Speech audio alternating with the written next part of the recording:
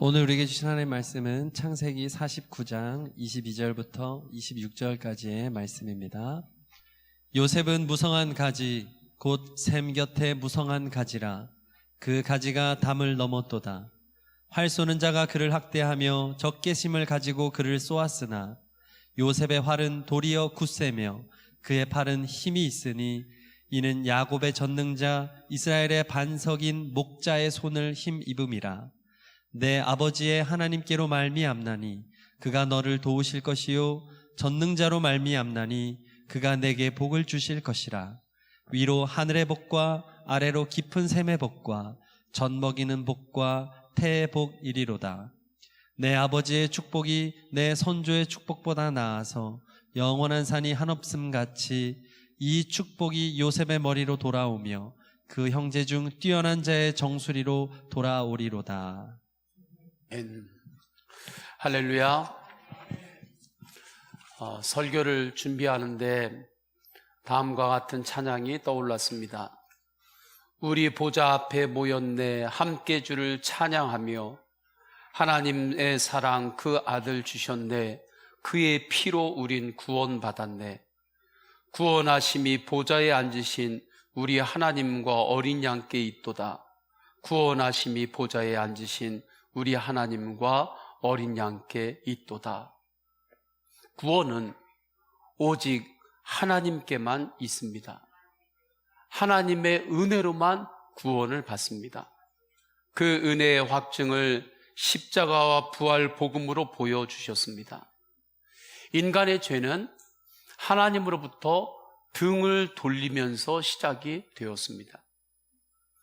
우리가 창세기를 통해서 하나님이 주시는 은혜를 계속해서 받고 있습니다.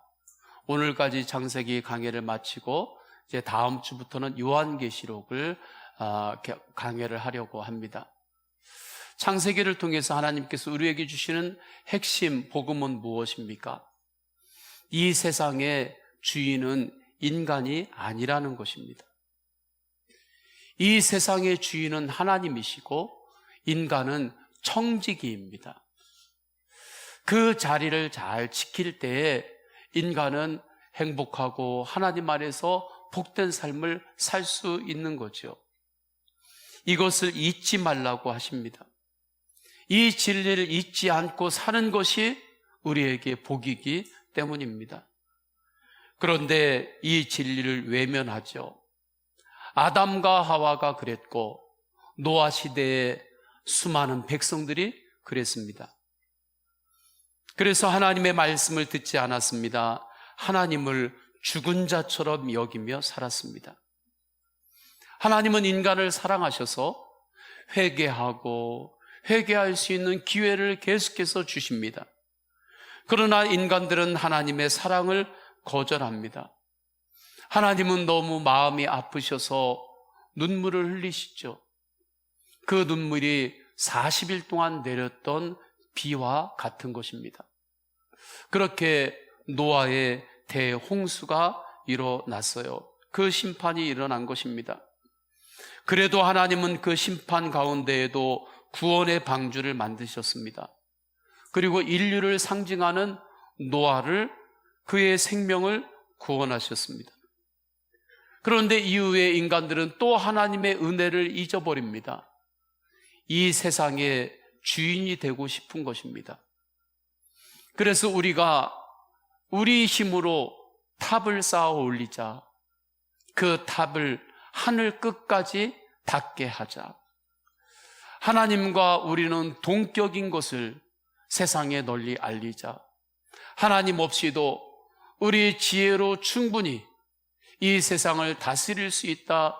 우리가 이 세상의 주인이다 하는 것을 증명해 보이고 싶어서 바벨탑을 쌓습니다. 하나님은 그 중심을 보시고 하나님은 심판하십니다. 흩으셨습니다. 그러나 하나님은 그대로 두시지 않고 다시 죄인된 인간들을 구원하시려고 아브라함에게 찾아오셔서 말씀합니다. 가나안의 비전을 보여주십니다. 오직 왕 대신 하나님 말씀의 다스림을 받는 하나님 나라의 삶, 하나님 나라의 그 언약의 말씀을 주시는 거예요. 이 하나님 나라의 비전은 이삭과 야곱에게 이어져요. 아브라함과 이삭의 인생을 보면 영화에서나 볼 수 있는 그러한 영웅의 모습이 아닙니다.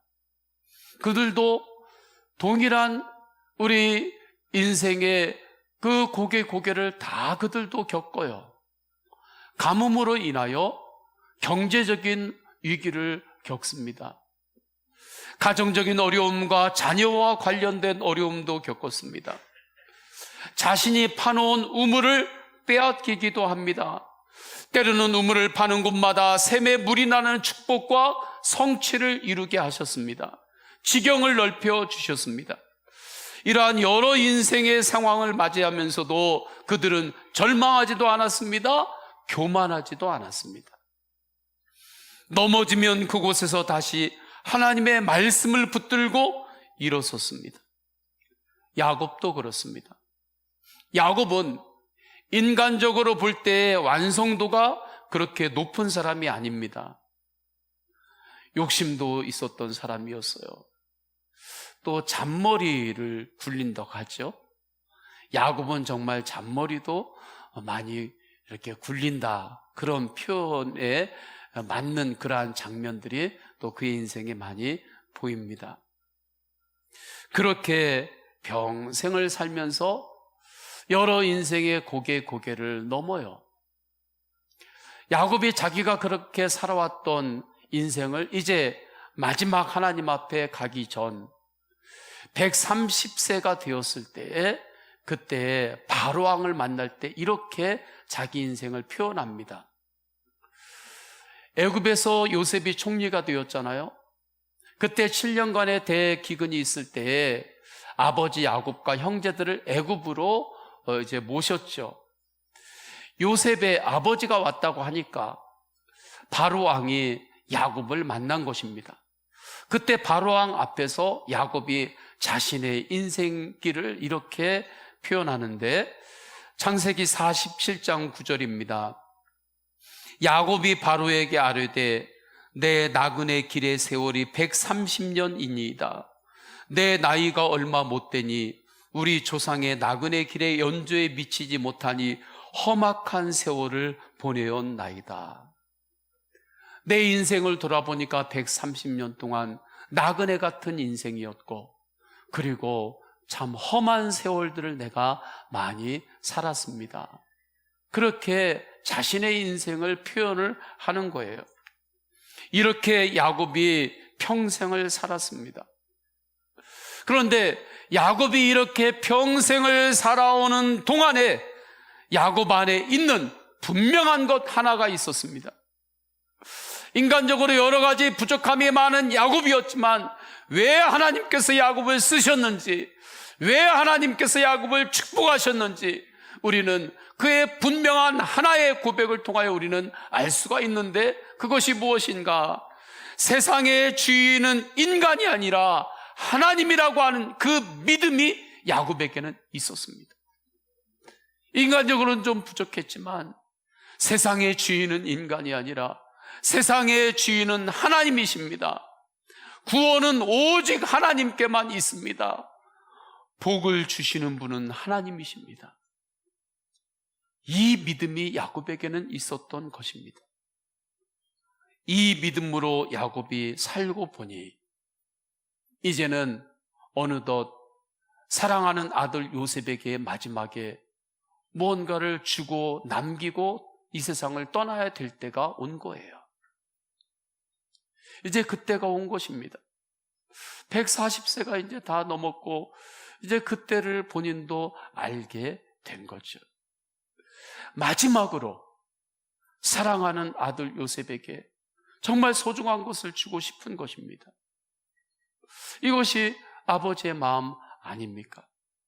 아무리 험악한 세월을 살았다 할지라도 마지막 순간에 사랑하는 요셉 아들에게 가장 소중한 것을 주고 싶은 거죠.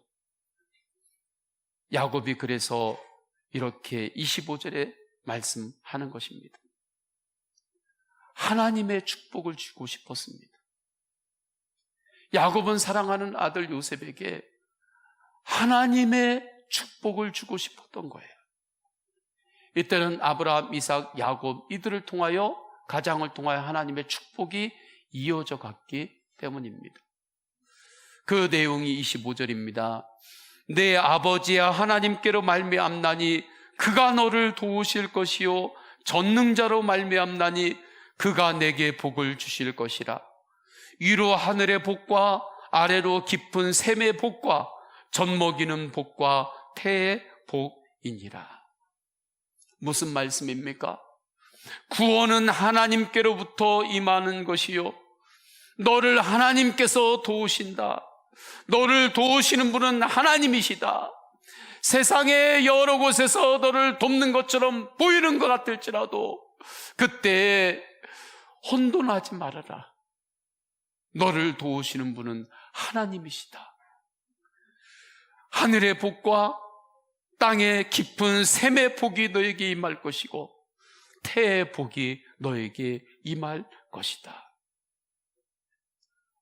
야곱의 축복이 임할 때에 요셉이 이 축복의 말씀을 아멘으로 받았습니다. 저는 이 시간에 성도님들이 이 야곱의 축복을 하나님께서 나에게 주시는 축복으로 알고, 구원은 오직 하나님께만 있습니다. 하나님께서 나를 도우십니다. 하늘의 복과 땅의 깊은 샘의 복을 주시는 분은 하나님이십니다. 주님은 그 복이 나에게 임함을 믿고, 주님 제가 아멘으로 받겠습니다 하고 아멘으로 이 축복을 받으시기를 축원합니다. 요셉이 아멘으로 이 축복을 받았어요.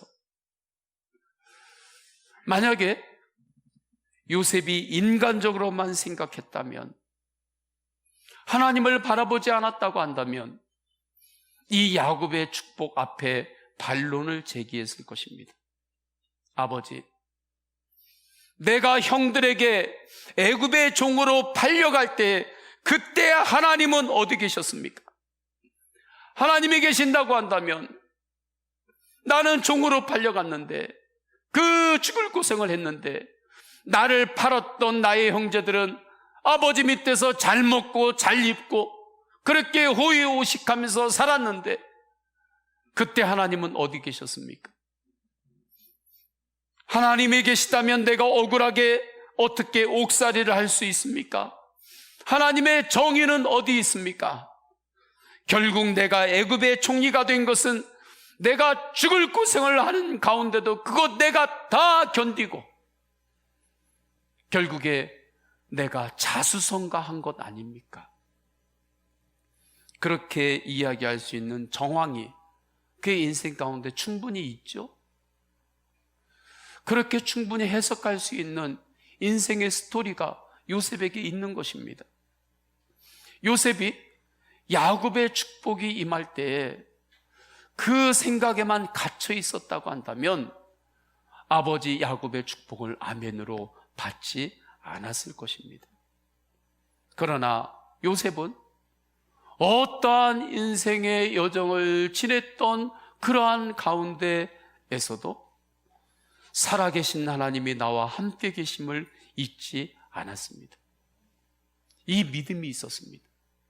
저는 우리 성도님들이 요셉과 같이 내 짧은 시각으로 해석이 다 안 되는 사건이 있다 할지라도 그 가운데에 살아계신 하나님은 나와 반드시 함께하고 있다고 하는 그 분명한 믿음의 눈을 열고 사시기를 축원합니다. 그 믿음으로 인하여 요셉은 항상 꿈의 사람, 소망의 사람으로 살았던 것입니다. 그리고 요셉은 야곱의 축복의 핵심, 구원은 하나님께만 있습니다. 나의 도우심은 하나님으로부터 옵니다.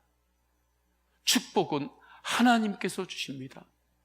이 축복의 말씀을 아멘으로 받았습니다. 저는 이 축복의 말씀이 특별히 지금 성도들에게 주시는 하나님의 말씀이라고 생각합니다. 요즘 이 땅을 바라보면 정말 구원은 하나님께만 있음이 분명해집니다. 정말 구원은 온전하신 하나님께만 있구나.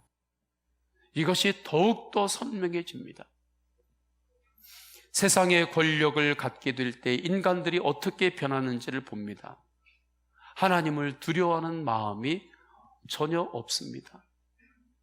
힘이 내 손 안에 있으면 세상의 주인이 내가 된 줄 착각하는 거죠.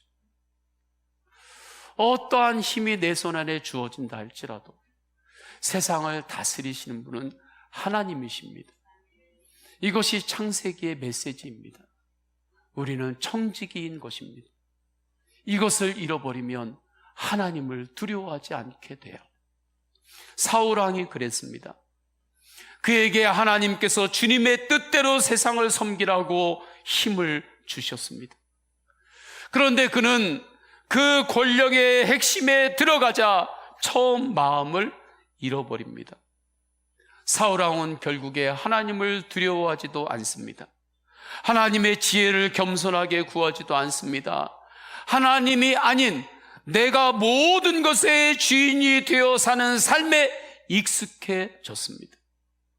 저는 우리 성도님들이 하나님이 아닌 내가 주인이 되어서 살아가는 삶에 익숙해지지 않기를 주님의 이름으로 축원합니다. 그 삶에 익숙해지면 안 돼요. 그 생각이 익숙해지면 안 됩니다. 사울왕이 그렇게 익숙해졌어요. 그러니 하나님의 사람 다윗을 핍박합니다. 다윗만 없어지면 자기 마음대로 왕국을 움직일 수 있을 것 같습니다. 처음에는 자기 뜻대로 되었습니다. 다윗이 광야로 쫓겼습니다. 아둘람 있는 곳으로 다윗이 쫓겨갔습니다. 그러나 결국 하나님을 두려워하지 않았던 사울왕은 망합니다. 그래서 시편 144편 15절에서는 이러한 백성은 복이 있나니 여호와를 자기 하나님으로 삼는 백성은 복이 있도다 말씀합니다. 하나님을, 여호와를 나의 하나님으로 고백하는 우리 성도님들의 인생이 될 때 그 인생이 복이 있습니다. 할렐루야. 여호와를 나의 하나님이라고 고백하는 가정이 복이 있는 가정, 복이 있는 가문이 되는 것입니다. 여호와는 나의 하나님입니다. 이 고백을 잃지 않고 나가는 나라와 민족이 복 있는 나라, 복 있는 민족이 되는 것입니다. 이러한 하나님의 경륜의 눈이 열릴 때 더욱 분명해지는 것이 있습니다. 정말 나의 영혼을 구원하실 온전하신 분은 하나님 한 분밖에 없다는 것입니다. 세상 어느 곳에도 나의 영혼의 구원의 그 완성을 위하여 세상 어느 곳에도 정말 내 영혼을 맡길 데가 없습니다. 세상의 이념에 내 영혼을 맡길 수가 없습니다. 세상의 철학에 내 영혼을 맡길 수가 없습니다. 세상의 권력에 내 영혼을 맡길 수가 없습니다. 오직 온전하신 하나님께만 내 영혼을 맡길 수 있습니다. 구원은 오직 하나님께만 있습니다. 이러한 진리를 야곱은 말씀과 체험으로 깨달은 것입니다. 내가 평생을 살았을 때 험한 세월을 보냈습니다. 나그네 같은 인생을 살았습니다. 그렇게 140년이 넘도록 그렇게 살았던 야곱이 마지막 요셉 아들에게 축복할 때 무슨 거짓으로 아들에게 마지막 축복하겠습니까? 유언과 같은 마지막 축복인데 그때 야곱이 분명하게 알았던 거예요. 하나님의 말씀과 내 인생의 지금까지의 삶을 돌아볼 때 하나님만이 축복의 시작이고 하나님만이 구원자고 하나님께서만 우리를 도우시는 분이시라고 하는 것을 분명히 알았기 때문에 아들 요셉에게 23절, 24절에서 이렇게 말합니다. 활 쏘는 자가 그를 학대하며 적개심을 가지고 그를 쏘았으나 요셉의 활은 도리어 굳세며 그의 팔은 힘이 있으니 이는 야곱의 전능자 이스라엘의 반석인 목자의 손을 힘입음이라.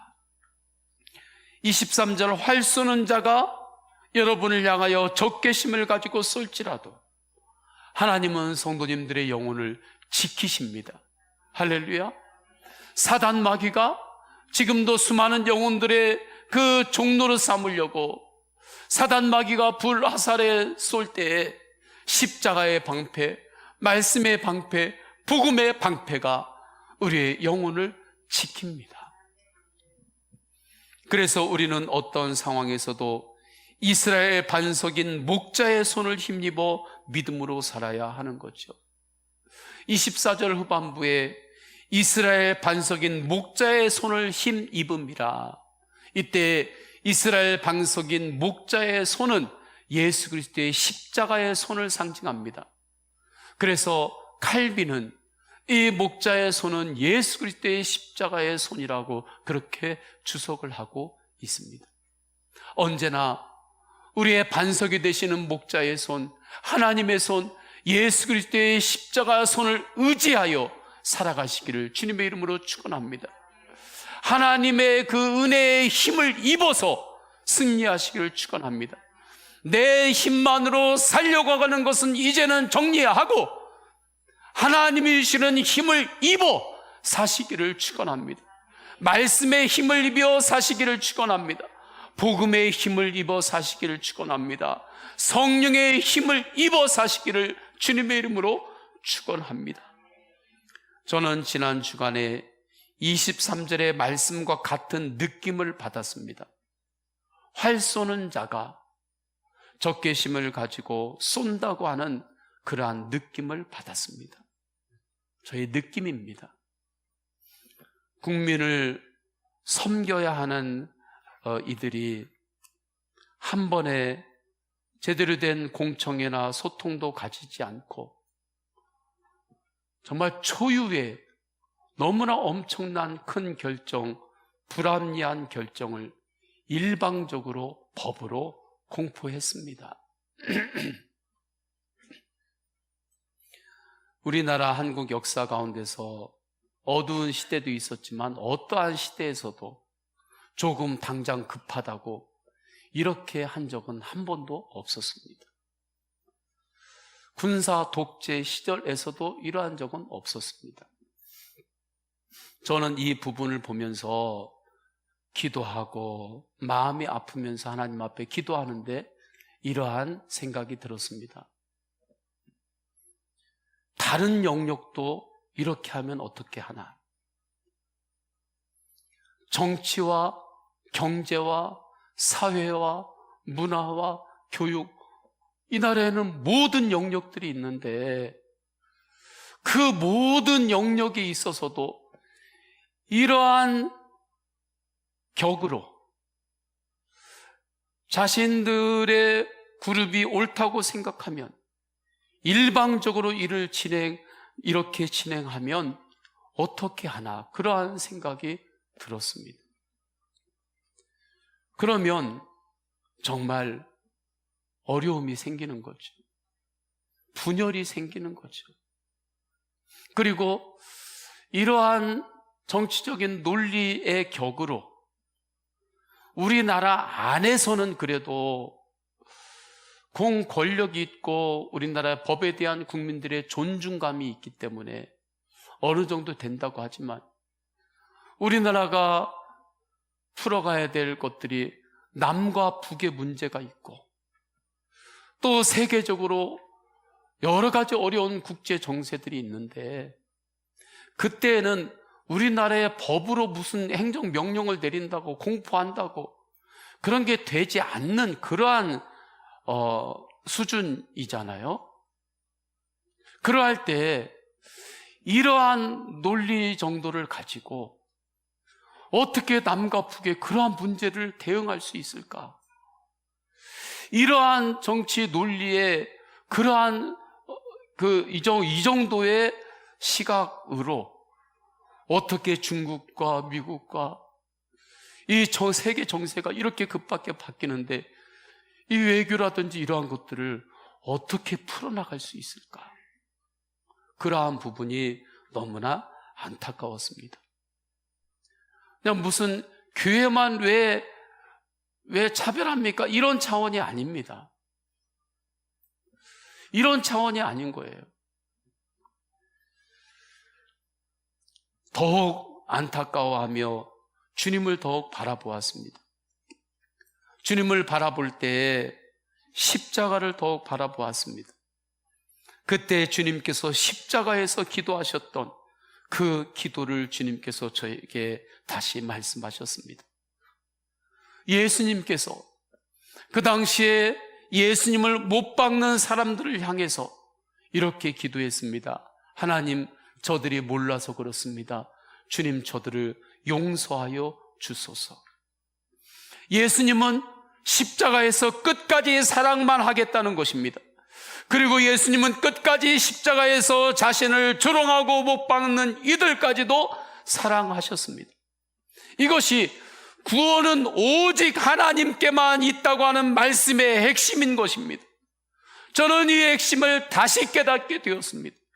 예수님께서 예수님을 그렇게 조롱하는 그 사람들을 향해서도 하나님, 저들을 용서하여 주소서, 저들의 영혼을 구원하여 주소서, 그렇게 기도하셨던 그 십자가의 사랑이 하나님의 구원의 핵심이고, 그 하나님의 그 십자가의 사랑 때문에 내가 구원을 받았음을 다시 한번 깨닫게 되었습니다.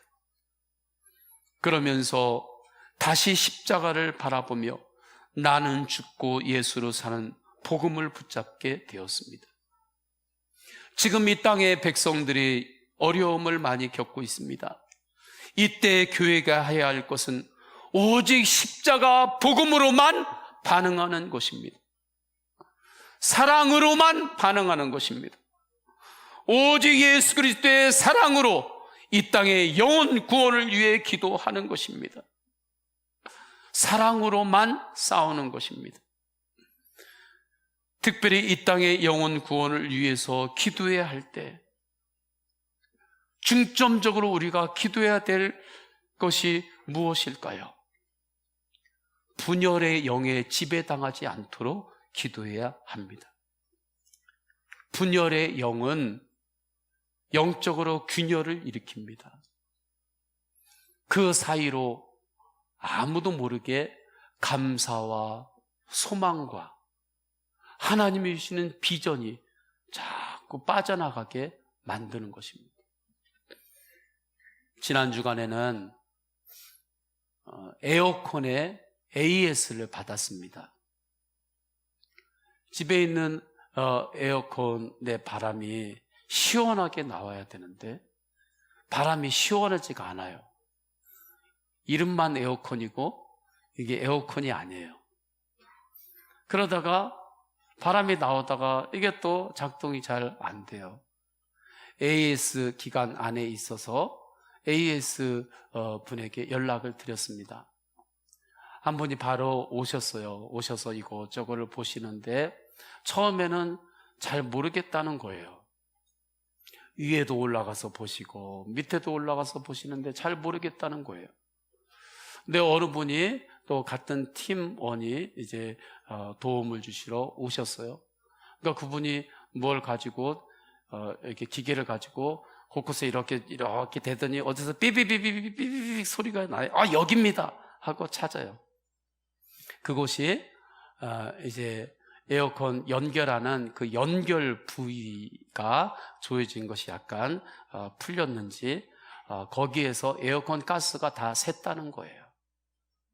여기입니다. 찾았어요. 그리고 그 부분을 다 이제 조이시고 그 다음에 에어컨 가스를 다 이제 넣고 다시 딱 틀으니까 얼마나 시원한 바람이 나오는지요. 에어컨이 다시 에어컨이 됐습니다. 그런데 그 에어컨 가스가 계속해서 샜던 곳이 어디냐면 제 방에 머리 위에 붙어 있는 곳입니다.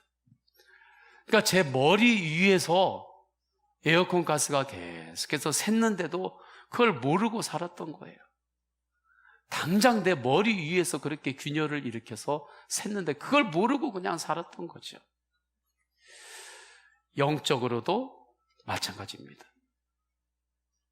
우리가 영적으로 사단은 분열의 영인데 분열이 일어날 때, 균열이 일어날 때 그 부분을 깨어있지 않으면 나도 모르고 그냥 하나님이 주시는 감사와 소망 그 모든 것 다 슉 하고 다 세고 그렇게 살게 되는 거예요. 어느 순간에 내 안에 감사가 더 어디 있지? 내 안에 소망이 더 어디 있지? 그렇게 되는 것입니다. 저는 일상생활하는 것 중에 가장 대단한 그 발견품이 뭐라고 생각하냐면 거울입니다. 정말 인류 역사상의 최고의 발명품이 저는 거울 같아요. 정말 거울이 없으면 정말 사는 게 복잡해지는 거죠. 어떻게 보면 더 편하게 살 수도 있지만 정말 이 화장을 이렇게 하고 나갔는데 사람들이 다 지나가면서 나만 봐요. 나만 보는 게 왜 보는지 모르겠어요. 그런데 나만 보고 지나갈 수도 있어요. 어떻게 했는지를 모르니까. 옷매무새를 입고 남자들 와이셔츠를 입고 단추를 이렇게 잠그고 나갔어요. 사람들이 다 나만 봐요. 왜 그런지 몰라요. 이게 단추를 거꾸로 채웠는지 몰라요. 밥 먹으면서 밥알이 여기에 붙을 때가 있죠. 그때 누구만 몰라요? 나만 몰라요. 주위에서는 보고 막 웃고 그래도 거울이 있어야 아는 거죠. 그러니까 거울이 최고의 발명품 같아요. 거울을 통해서 나를 돌아보기 때문에 그렇습니다. 거울을 통해서 나를 점검하기 때문에 그렇습니다. 매일마다 나를 점검하잖아요. 매일마다 나를 돌아보잖아요. 하나님의 말씀이 그렇습니다. 하나님의 말씀이 나의 영혼을 매일마다 비추고 매일마다 점검할 영적인 거울과 같은 거예요. 나의 영혼을 어디에 비추겠습니까? 나의 영혼을 정확하게 점검하고 돌볼 수 있는 그 영혼의 거울이 세상의 이념이 되겠습니까? 세상의 권력이 되겠습니까?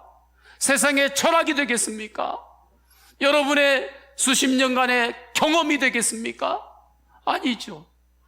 하나님의 형상을 담은 나의 영혼을 정확하게 비추고 돌보고 점검할 수 있는 것은 하나님의 말씀인 것입니다. 말씀으로 나를 점검하고 말씀으로 돌아볼 때에 내 영혼 안에 어느 곳에 균열이 있는지 우리는 깨닫게 되는 거예요. 그때 말씀으로 다시 그곳을 회복시키고 말씀으로 그것을 다시 다스리고 그렇게 한 이후에 하나님의 은혜를 다시 받는 거죠. 하나님의 은혜가 다시 주입되는 거죠. 정말 에어컨 가스가 주입이 되는 것처럼 그렇게 하나님의 말씀이 나에게 또 다시 임하고 하나님의 말씀을 받을 때에 내 안에서 다시 감사와 소망의 은혜가 작동이 되는 것입니다. 감사와 소망의 은혜가 다시 또 자라게 되고 풍성한 열매를 맺게 되는 것입니다. 우리나라에 점점 분열이 일어납니다. 사사시대와 같은 현상이 일어나고 있습니다. 사사기 시대에 다 자기 소견에 옳은 대로 살았습니다. 자기가 다 왕이었습니다.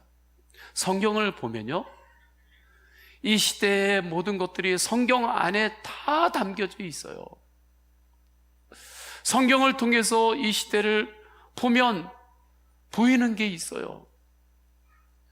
사사기를 보면 사람들이 다 자기가 왕이었습니다. 다 자기가 왕처럼 그렇게 자기 주장대로 살았어요. 그런데 그때가 영적으로는 가장 어두운 시대였습니다. 감사로 살지 못했습니다. 소망으로 살지 못했습니다. 이 시대는 너무 분열이 됩니다. 마음에 연합이 없습니다. 무슨 교회만 차별한다 이런 차원이 아닙니다. 무슨 천주교하고 절은 왜 얘기 안 하고 교회만 얘기합니까? 이런 정도로 저는 우리 성도님들이 이야기하지 않기를 원합니다.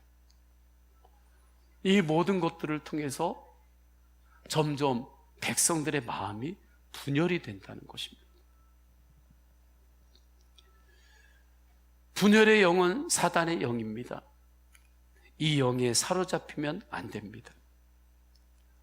언젠가 세계를 다니시면서 복음을 전하는 선교단체 팀원들이 한 말이 기억이 납니다. 제가 가끔 이 이야기를 성도님들과 나누죠. 저에게 너무나 임팩트가 있었던 말씀이기 때문입니다.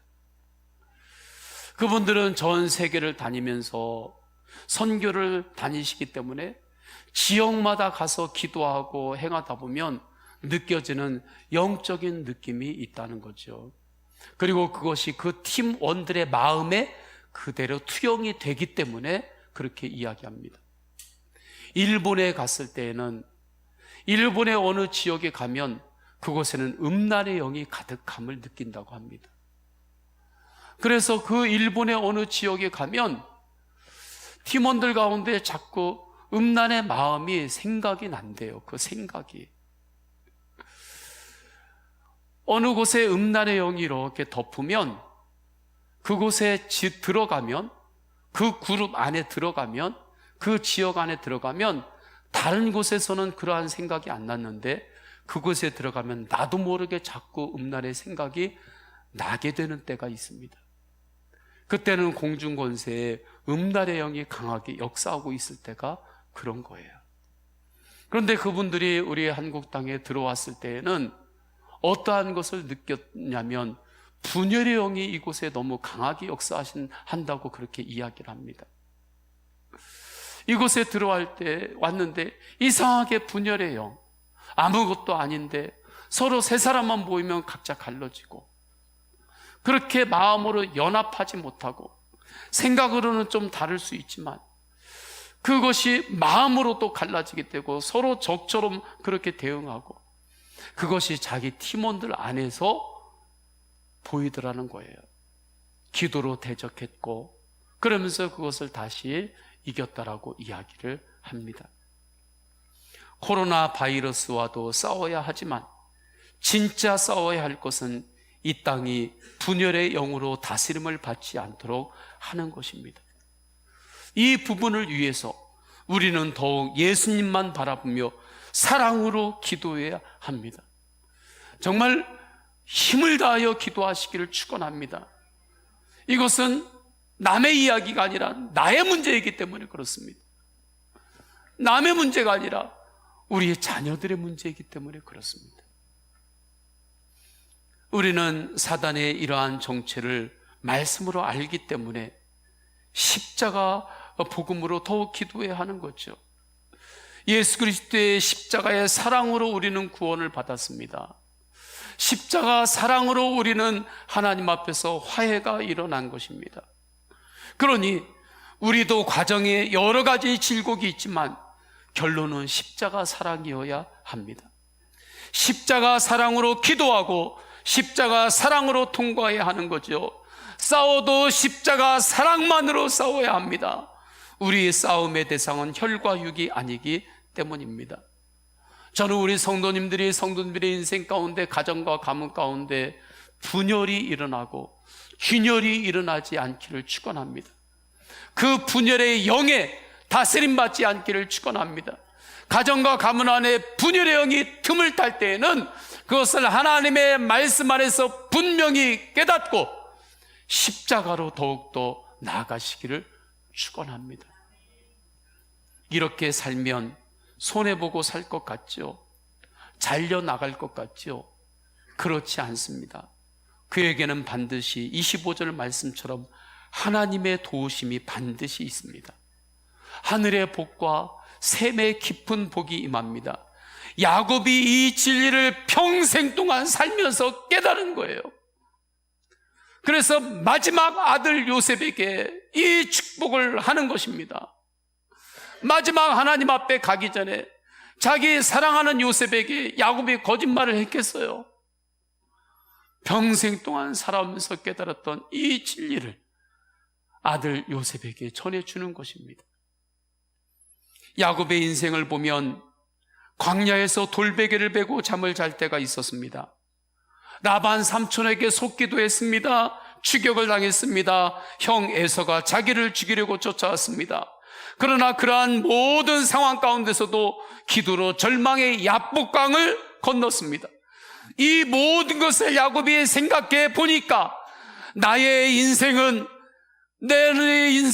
참 내가 험한 세월을 살았다고 바로에게 이야기했지만, 그러나 나의 인생을 돌아보니 하나님의 도우시는 손이 있었음을 깨달은 것입니다. 그래서 24절 후반부에 이스라엘의 반석인 목자의 손을 힘입음이라 축복하는 것입니다. 이스라엘 반석 목자의 손은 예수님의 손입니다. 저는 우리 성도님들이 어떠한 상황 가운데서도 예수 그리스도의 십자가의 손, 예수 그리스도의 십자가 보혈의 능력, 하나님의 그 사랑의 손, 구원은 오직 하나님께만 있는 그 하나님의 은혜에 힘입어 살기를 주님의 이름으로 축원합니다. 내 힘만으로 사려고 하는 것을 이제 마침표를 찍으시고 주님의 십자가의 손 붙잡고 하나님의 은혜에 힘입어 사시기를 주님의 이름으로 축원합니다. 예수님의 십자가의 손, 사랑의 손으로 우리는 구원받았습니다. 이 십자가의 복음만이 영혼을 구원할 수 있습니다. 이 복음을 알면 우리는 나의 손도 십자가 사랑의 손이 될 수 있는 것입니다. 예수님의 십자가의 손 안에는 상처가 있습니다. 그러나 상처가 있지만 그 손으로 수많은 이들을 회복시키시고 구원하셨습니다. 우리 인생 가운데 때로는 상처가 있을 수 있습니다. 내 손에 상처가 있을 수 있어요. 그러나 상처가 있음에도 불구하고 우리가 오직 주 예수 그리스도의 십자가 은혜의 손에 힘입어 살기를 결단할 때 우리의 손은 십자가의 사랑의 손이 될 수 있습니다. 그 손으로 기도할 때 응답이 일어납니다. 그 손으로 기도하면 하나님께서 역사하십니다. 저는 이러한 체험을 수도 없이 경험합니다. 정말 십자가의 손을 의지하고 십자가의 사랑을 힘입어 기도할 때 주님이 역사하십니다. 주님이 힘 주십니다. 그래서 또 예수님으로 감사함을 알게 되는 거죠. 저는 목회자로서 더 어려움의 체감 온도가 지난주에 있었던 것 같습니다. 그때 더욱더 주님을 바라볼 때 하나님의 말씀을 설교 한 대로 통과하자, 그러한 말씀을 주님께서 주셨습니다. 그리고 주님을 바라볼 때 지난주 맥주 감사 주일에 설교 때 이 말씀을 하나님께서 주셨잖아요. 감사는 낭만이 아니라고, 감사는 치열하게 전쟁과 같이 그런 상황 가운데서 주님의 은혜를 붙잡고 통과하며 나아가는 놀라운 능력이라고. 그리고 주님을 바라볼 때 예수님만으로 감사한다는 것이 무엇인지 그것을 더욱더 깨닫게 되는 것입니다. 구원은 오직 하나님께만 있습니다. 절대 세상에 있지 않습니다. 세상 어느 곳에도 있지 않습니다. 오직 하나님께만 있습니다. 이 분명한 복음으로 살아갈 때 우리에게는 흔들리지 않는 사명이 있는 거예요. 하나님 나라 확장입니다. 영혼 구원입니다. 우리 서원교회에 흔들리지 않는 사명이 있는 거예요. 영혼을 구원하는 것입니다. 더욱 지금 이 세상을 위해 기도할 때임을 알고 예수 사람, 예수 마을, 예수 한국, 예수 열방을 위하여 기도하기를 원합니다. 예수님의 손, 목자의 손을 붙잡고 모든 삶의 영역에서 승리하시기를 축원합니다. 구원은 오직 하나님께만 있습니다. 우리 다 함께 찬양하십니다. 찬양하실 때 그는 나의 주 아버지 믿음으로 고백하며 찬양하십니다.